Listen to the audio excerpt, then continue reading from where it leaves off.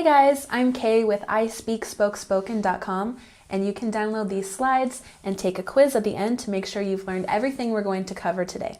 In these slides, we're going to be looking at the 20 most essential phrasal verbs in English. So, a phrasal verb is the combination of a verb plus one or more particles that changes the meaning of the verb. For example, the verb look can be combined with different particles to change the meaning. So, look up means to search for something or do research. For example, if you don't know the meaning of a word, it's a good idea to look it up in a dictionary. And here we have look out. So when we add out, it changes the meaning to pay attention or to look and be careful about something. For example, look out, there's a car coming fast from the left. So in this case, it means you have to look and pay attention and be careful, which is very different from this meaning to look something up or to do research. So I'm going to give you my top 20 most essential phrasal verbs. Let's start with number 1, break down.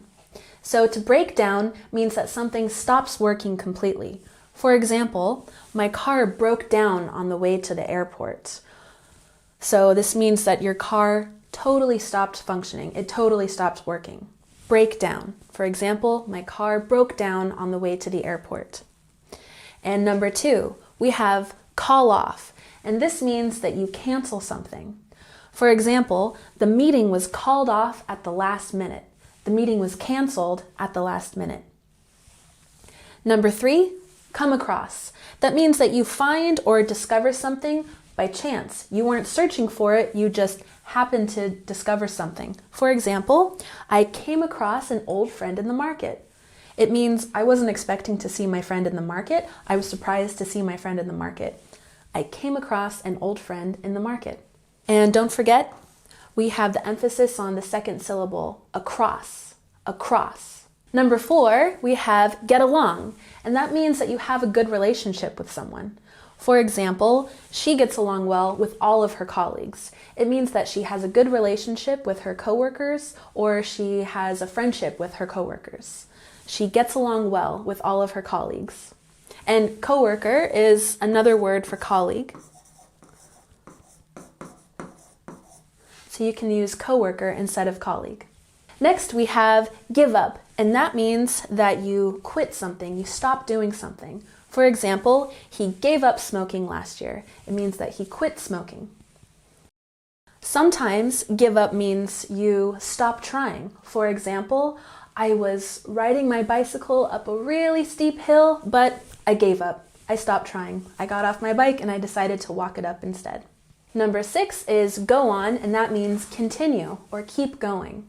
For example, the show must go on despite the technical difficulties. So, for example, if the lights stop working during a play, you would say the show must go on despite the technical difficulties. The show must continue even though the lights stopped working. Number 7, hold on. That means wait. For example, hold on for a moment while I grab my coat. Wait for a moment while I go grab my jacket. Don't forget, you can click up here in the right-hand corner to download these slides and take a quiz at the end to practice everything that we've learned today. And if you can't find it here, you can click on the link in the description below. So let's look at number 8. Look forward to. Here we have the emphasis on the first syllable and forward. Look forward to. And that means that you're excited for something that's going to happen, or you're anticipating something. For example, I'm looking forward to the weekend. I'm excited for the weekend. Number 9, make up. That means you invent something, or you tell a story or a lie. For example, he made up an excuse for being late. That means he gave a reason that was a lie about why he was late. Number 10, we have payback. And that means you give money back or you repay what you owe. For example, I need to pay back the money I borrowed from you. I need to give back the money that I borrowed from you. And number 11, put off. That means that you delay something or postpone something. For example, we've put off our trip until last month. That means you had to delay or postpone your trip. Number 12, we have run into. Into has the emphasis on the first syllable. Run into, run into. It means that you encounter something unexpectedly, or you find something unexpectedly. For example, I ran into my teacher at the store. It means unexpectedly you saw your teacher at the store. It doesn't mean you run into something, it just means you see something unexpectedly. And number 13, set up. That means you prepare or establish something or start something. For example, they set up a new business last year. They prepared a new business last year. They started a new business last year. Number 14, take after.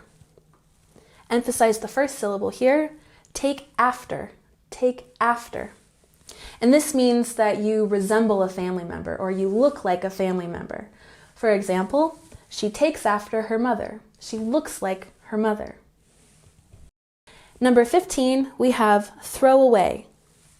We emphasize the second syllable in away. Throw away. Throw away. This means that you discard something or you get rid of it. For example, don't throw away those boxes. We can reuse them. It means don't get rid of those boxes. Don't discard those boxes. We can use them again. And number 16, we have turn down. That means you refuse something or you reject it. For example, he turned down the job offer. That means he did not accept the job offer. He rejected the job offer. Number 17, work out. That means to exercise or to find a solution. For example, I work out at the gym 3 times a week. That means I exercise at the gym 3 times a week. But if we're using it in the other sense, work out to find a solution, you could say, I can't solve this math problem for homework, but I'm sure I can work it out. And that means that you can find a solution. Next, we have number 18, bring up, and that means to mention or to raise a topic.